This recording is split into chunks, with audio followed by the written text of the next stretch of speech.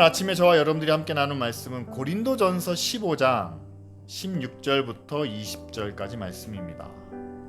죽은 사람들이 살아나는 일이 없다면 그리스도께서 살아나신 일도 없었을 것입니다.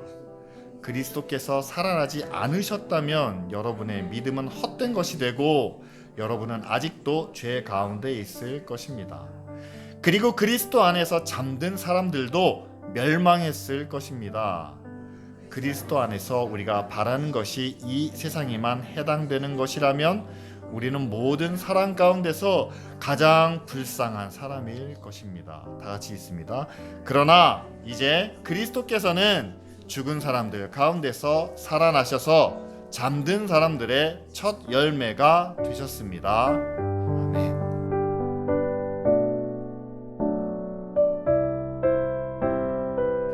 부활이 없다면 여러분 가장 불쌍한 사람이 누구라고 생각하십니까? 자, 이제 눈치를 채셔야죠. 부활이 없다면 가장 불쌍한 사람이 누구겠습니까? 그럼 서로 저요 하셔야죠. 안 그렇습니까?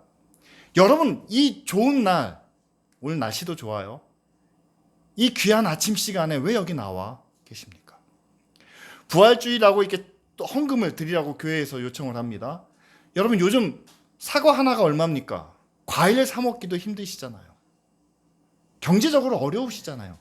근데 왜 11조도 드리고 절기 헌금도 드리고 특별히 작정 헌금도 드리고, 여러분 그렇게 돈이 많으세요? 여러분들이 드리는 헌금을 다 모아놓으면 얼마나 될 거라고 생각하십니까? 어떤 분은 막 억대가 넘을 수도 있어요. 그런데 부활이 없다면 왜 그렇게 귀한 시간을, 왜 그렇게 많은 헌금을 드리십니까? 저는 목사로서요, 부활이 없다면 우리 교회에서 가장 불쌍한 건 저죠. 아닙니까? 저는 왜 앞에서 이런 이야기를 하고 있는 걸까요? 부활이 없다면 여러분 이 가정은요 하나님과 직결됩니다. 다시 말하면 예수님의 부활이 없다면 하나님의 능력도 없는 것이 되고 하나님 자체가 부정당하는 그런 결과가 되기 때문이죠. 하나님이 계신다면 하나님의 아들 예수 그리스도가 십자가에 죽은 것을 그냥 지켜보실 수만은 없습니다. 따라서 하나님께서 그 아들을 다시 살리시고 또한 그 다시 살리신 예수 그리스도의 십자가의 은혜로 우리를 구원하시고 따라서 우리도 다시 부활하게 된다. 이렇게 연속되는 그런 하나의 그 논리적인 이유가 되죠. 근데 저는 여러분들에게 반대의 질문을 한번 드리고 싶습니다. 부활이 없다면 누가 가장 불쌍하게요? 라는 것과 똑같이 부활이 있다면, 근데 여기서는 부활이 있다면이란 가정이 아니라 부활이 우리 가운데 임했을 때, 저와 여러분들이 부활했을 때 여러분 가장 불쌍한 사람이 누구일까요? 한번 생각해 보십시오.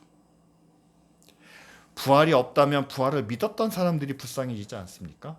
부활 때문에 내가 얼마나 교회에 헌신하고 내가 믿음으로 하지 말아야 될 것들, 의롭지 않은 것들, 세상에서 구해야 될 것들을 내가 얼마나 안 하고 내가 그것을 참으며 살았는데 부활이 없다면 그들이 가장 불쌍하겠죠. 근데 부활의 날에 우리 모두가 함께 부활했을 때 가장 불쌍한 사람은 누굴까요? 부활하지 못한 사람들이 제일 불쌍하겠지만 여러분 부활하지 못했으면 그것마저도 느끼지 못할 거라고 저는 생각을 합니다. 그런데 부활했을 때 가장 불쌍한 사람은 저는 이런 사람이라고 생각을 해요. 부활을 먼저 예상하고 기대하고 준비했던 사람들은 그 부활의 결과를, 부활의 열매를 풍성하게 누릴 겁니다. 그런데 부활이 있는 것은 있는 거는 같아요.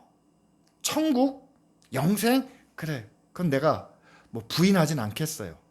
하지만 그 부활을 위해서 내가 그것을 뭐 특별히 준비하거나 거기에 내 모든 것을 올인하거나 그것 때문에 내 삶을 내 인생을 뭐 변화시키거나 바꾸고 싶진 않아요. 부활은 할 겁니다. 그러나 그 부활이 내 실제적인 생활에 별 변화나 영향은 주지 않습니다. 이런 사람들이 여러분 나중에 부활했을 때 가장 불쌍한 사람이 되지 않을까, 저는 그렇게 생각해 봅니다.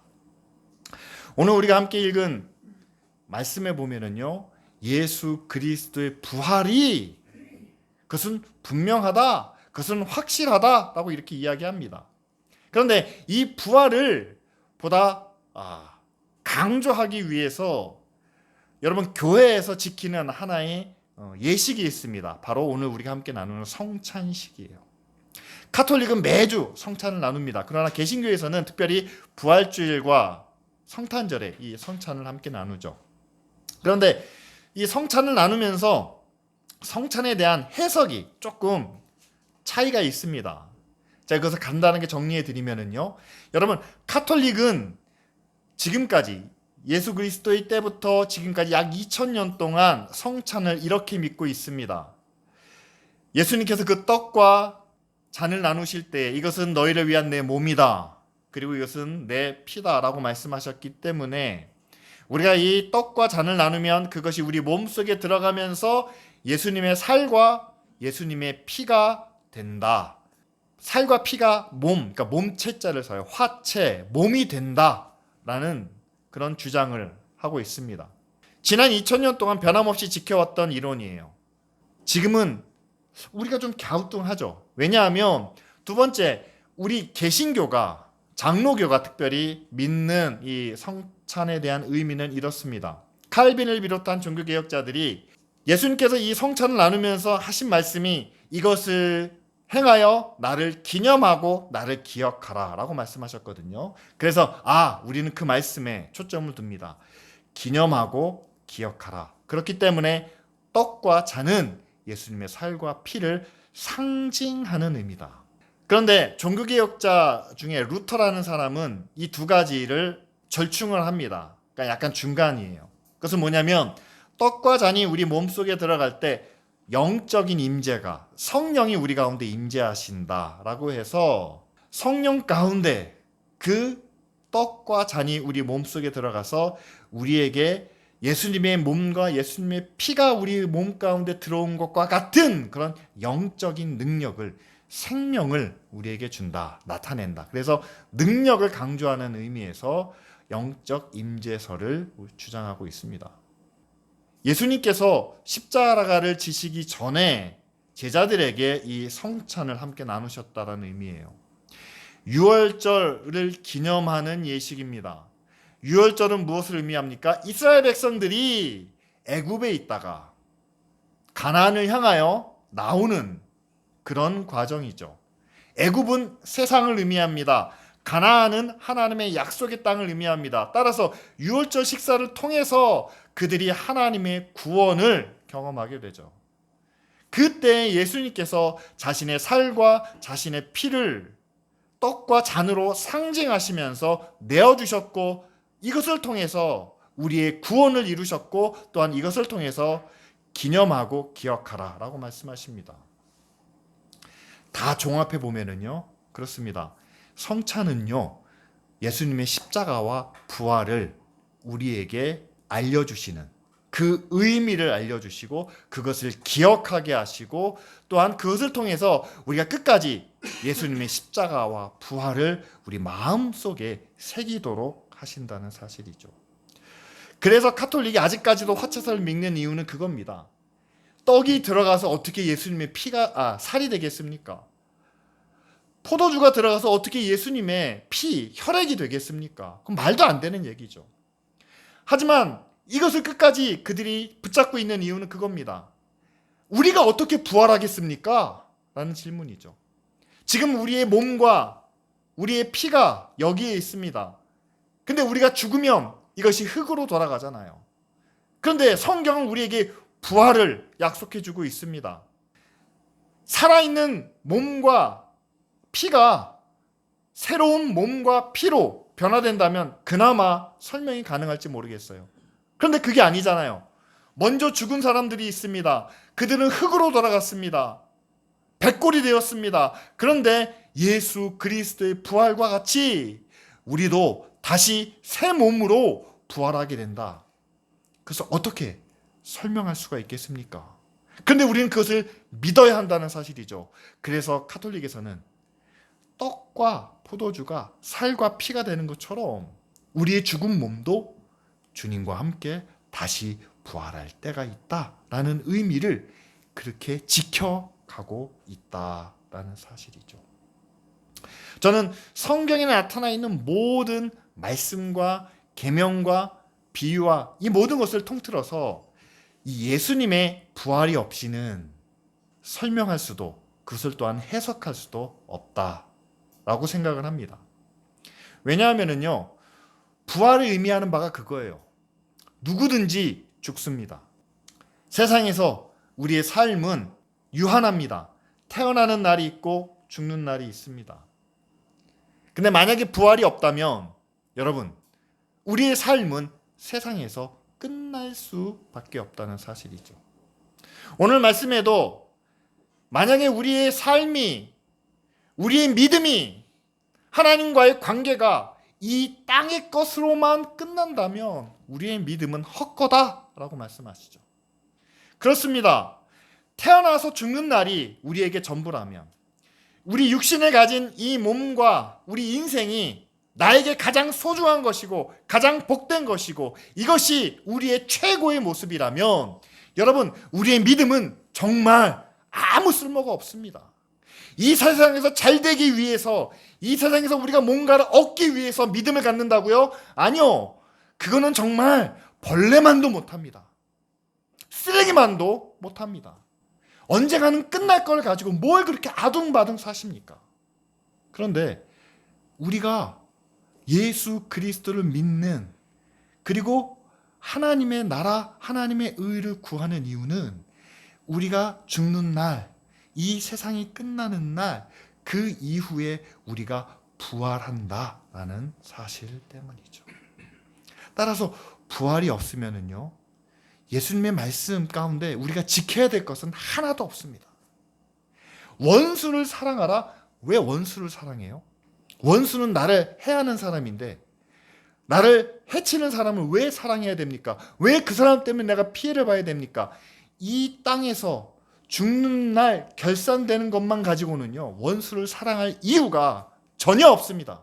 그러나 우리가 원수를 사랑해야 하는 이유는 죽은 후에 다시 부활할 때가 있는데, 그 부활하신 예수 그리스도 앞에 내가 이 땅에서 원수를 사랑했는지, 아니면 원수를 미워했는지, 아니면 내가 수많은 사람들을, 수많은 이웃을 내 원수로 삼고 그들을 미워하고 시기하며 해를 입혔는지, 그 결산을 하나님 앞에서 하게 된다는 사실이죠. 따라서 여러분, 부활이 없다면 여러분, 성경은 아무것도 아닙니다. 여러분의 믿음도 전혀 쓸모가 없습니다. 여러분들의 신앙, 교회, 모든 것도 아무 것도 아닙니다. 반대로 말씀을 드리면요, 우리는 부활이 있기 때문에 믿음을 지키며 살아갑니다. 우리는 부활이 있기 때문에 부활 이후에 하나님이 우리에게 주실 것을 생각하며 원수를 사랑하는 겁니다. 예수님께서 제자들에게 그렇게 말씀하셨잖아요. 누구든지 으뜸이 되고자 하는 자는 섬기는 자가 되고, 누구든지 높아지고자 하는 자는 종이 되라고 말씀하십니다. 그러면 이 말씀을 너무 직설적으로 생각하시는 거예요. 나는 대통령이 되고 싶어서 섬기는 사람이 있습니다. 나는 큰 자가 되고 싶어서 종이 되는 분이 계십니다. 그런데 여러분, 그것이 여러분 이 세상에서 시작하고 끝나고 그냥 없어질 것을 위해서 주시는 말씀이 아니라는 사실이죠. 하나님 앞에서 결산할 때, 천국 앞에서 너는 어떻게 살았냐? 라고 우리가 하나님 앞에서 우리의 삶을 평가받을 때, 여러분 그때 으뜸이 되고 싶지 않으십니까? 그때 큰 자가 되고 싶지 않으십니까? 여러분, 그때를 바라보며 우리는 이 땅에서 섬기고 종이 되는 그런 삶을 살아야 한다는 사실이죠. 16절 말씀에 먼저 이렇게 이야기합니다. 죽은 사람들이 살아나는 일이 없다면 그리스도께서 살아나신 일도 없었을 것입니다. 이 말은 뭐냐면요, 고린도전서를 쓸 때 당시에는 예수님의 부활을 경험했던 증인들이 있었어요. 그리고 자기도 다메섹에서 예수님의 음성을 들으면서 예수님이 부활하셨다는 마음의 확신이 있었습니다. 이거는 확실한 증거가 있는 사실이에요. 지금으로 말하면 팩트입니다. 따라서 죽은 사람들, 우리들 중에 죽은 사람들, 믿는 사람들 가운데, 순교한 사람들 가운데 부활이 없다면 그리스도도 살아나실 수 없다. 역으로 말하면요, 그리스도께서 부활하셨기 때문에 우리가 죽어도 우리도 부활한다 라는 사실을 말하고 있습니다. 그래서 이미 부활하신 예수 그리스도, 그분이 다시 살아나셨기 때문에 우리의 믿음은, 우리의 부활을 믿는 믿음, 천국을 믿는 믿음은 결코 헛되지 않습니다. 그리고 18절 말씀에는 그리스도 안에서 잠든 사람들, 이 사람들이 누군가요? 이게 한 AD 60년쯤에 쓰여졌기 때문에 그 당시에 그리스도 안에서 잠든 사람들은요, 대부분 순교자들이 많습니다. 핍박을 받아서 고난 가운데 순교한 사람들. 예수 그리스도의 부활이 없다면 순교한 사람들, 그들을 우리가 거룩하다, 성인이다 여긴데 그게 아니라는 거예요. 그들은 멸망한 겁니다. 헛된 죽음입니다. 따라서 예수 그리스도의 부활이 바울 시대에는 확실한 증거였습니다. 이거는 변함없는 사실이에요. 증인들도 있고, 그 다음에 로마의 역사 가운데 기록된 내용도 있고, 바울 자신도 다메섹에서 예수님의 음성을 들었기 때문에 확실한 예수 그리스도의 부활 위에 그것 때문에 죽은 사람들도 다시 부활합니다. 순교한 사람들도 다시 살아납니다. 따라서 부활과 천국을 믿는 우리의 믿음도 결코 헛되지 않습니다 라고 이렇게 외치며 주장하고 있죠. 여러분, 부활이 의심되십니까? 정말 우리도 부활할까? 우리의 부활이 의심된다면 예수 그리스도의 부활을 기억하고 믿으시기 바랍니다. 예수님이 과연 부활하셨을까? 이것이 과연 역사적인 사실일까? 라고 의심이 된다면 오늘 바울의 말씀을 다시 한번 기억하시길 바랍니다. 고린도전서를 기록하면서 예수님의 부활을 직접 봤던 많은 증인들이 아마 여러 도시마다 흩어져서 복음을 전하고 교회를 세우고 있었겠죠. 바울이 이 말을 할 때도 바울 주변에 그 증인들이 함께 있었을지 모릅니다.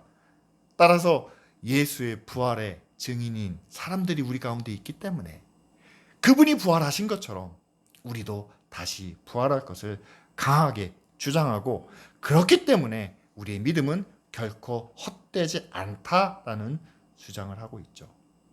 시간이 2000년이 흘렀습니다. 2000년 동안 교회가 끊임없이 지켜왔던 믿음은 바로 예수 그리스도의 부활이죠. 그분이 부활하신 것처럼 우리도 부활한다라는 사실입니다. 오늘 우리가 함께 말씀을 나누면서 정말 우리가 믿고 있는 예수님의 부활이 무엇인가 다시 한번 생각해 보시기를 바랍니다. 많은 사람들이 그래요. 나는 부활을 믿습니다. 나도 부활할 것을 믿습니다.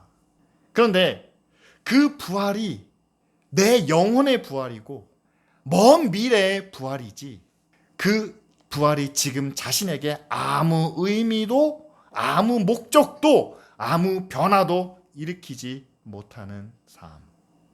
여러분, 부활을 믿는 그 순간부터 우리가 태어나서 죽는 것이 끝이 아니라는 믿음을 갖게 됩니다. 이 땅에서는 우리가 볼 수 있는 것, 우리가 만질 수 있는 것, 우리가 누릴 수 있는 것을 가지고 삽니다. 그러나 부활이 있다면 이 땅에서 우리가 가지고 있는 것은 아무것도 아니라는, 저 하나님의 나라에서, 저 천국에서 우리가 누릴 것을 위해서 지금부터 준비해야 하는 보이지 않는 것이 있다는 것을 우리가 인정하기 시작합니다. 천국에서 누릴 수 있는 것을 위하여 지금부터 준비해야 되는 것은 성경이 누누이 강조하고 있는 하나님의 거룩하심과 의와 선하심과 사랑과 용서 같은 것들입니다. 목사들 가운데서도, 심지어는 교회 안에서도, 많은 믿는 사람들 가운데서도 나는 믿음으로 구원을 얻었다, 그렇기 때문에 나는 부활할 것이다 라고 이야기하지만 실제로 그 사람들의, 그 교회의 삶을 보면 세상과 별반 다르지 않던데요. 보이지 않는 의와 사랑과 선함과 거룩보다는 당장의 이익과 욕심과 야망과 땅의 것을 추구하며 살던데요 라고 이렇게 이야기를 합니다. 정말 그런 사람들이 부활을 믿는 사람들일까요? 부활은 머리로 믿는 것이 아니라 우리의 마음으로, 우리의 몸으로 믿어야 한다는 사실이죠. 죽음을 앞두고 있습니다. 아니면 이 땅에서의 삶이 너무 힘들고 고난 가운데 있습니다. 그런 상황, 환경 속에서도 마음이 평안하고 얼굴에 미소를 띠고 긍정적인 말과 자기 것만은 움켜쥐는 것이 아니라 나누고 베풀 수 있는 그런 마음을 가진다면 여러분, 그 마음이 어디에서 왔다라고 생각하십니까? 세상에서 누구보다 많은 것을 좋은 환경 속에서 높은 자리에서 누리며 살고 있습니다. 그럼에도 불구하고 마음의 평안이 없습니다. 갇혀 있습니다. 얼굴은 늘 분노와 슬픔이 가득합니다.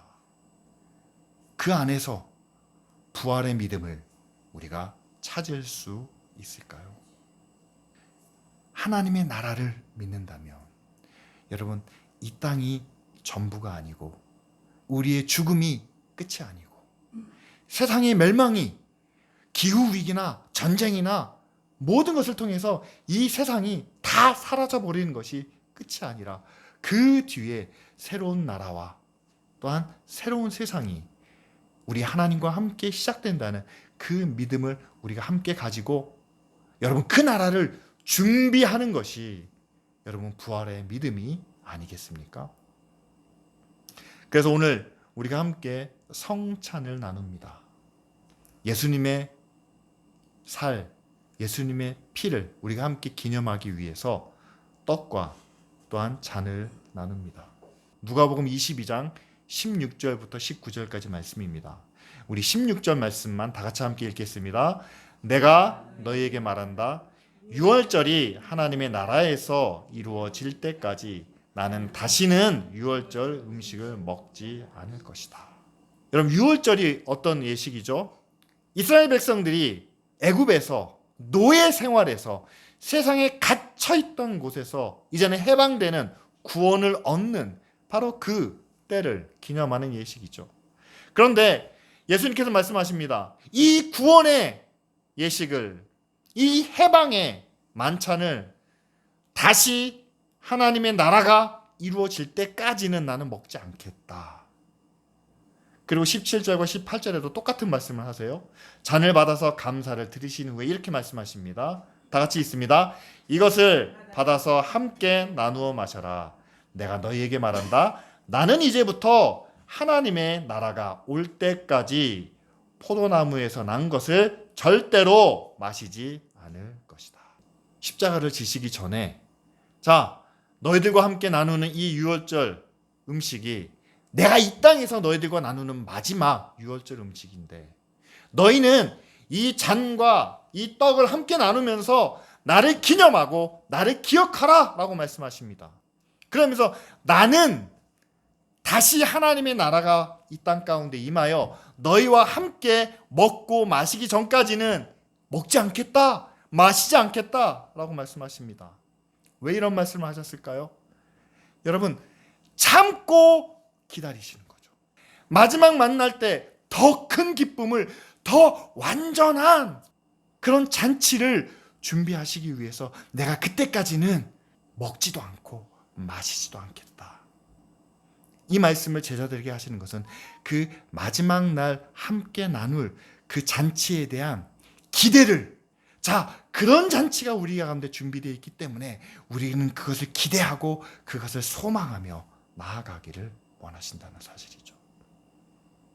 그래서 19절에는 자, 너희는 그것을 위해서 이것은 너희를 위해서 주는 내 몸이니 너희는 이것을 행하여 뭐라고요? 나를 기억하라. 성찬 나눌 때마다 우린 그것을 우리 마음 가운데 새겨야 될 줄 믿습니다.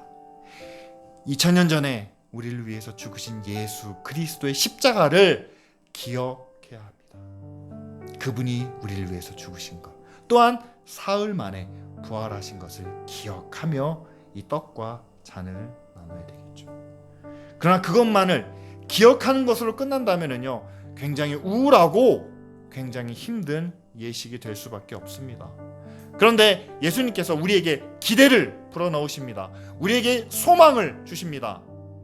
마지막 날에 내가 너희와 함께 이 잔과 이 떡을 수천 년 동안 하지 않던 이 예식을 너희와 함께 하겠다라고 말씀하십니다. 다시 말하면 예수님은 지금도 우리를 기다리고 계신다는 사실이죠. 예수님이 우리를 기다리실 때 우리도 다시 만날 예수님을 기대하며 소망 가운데 나아가는 것이 부활을 믿는 우리의 믿음의 고백이 될 줄 믿습니다.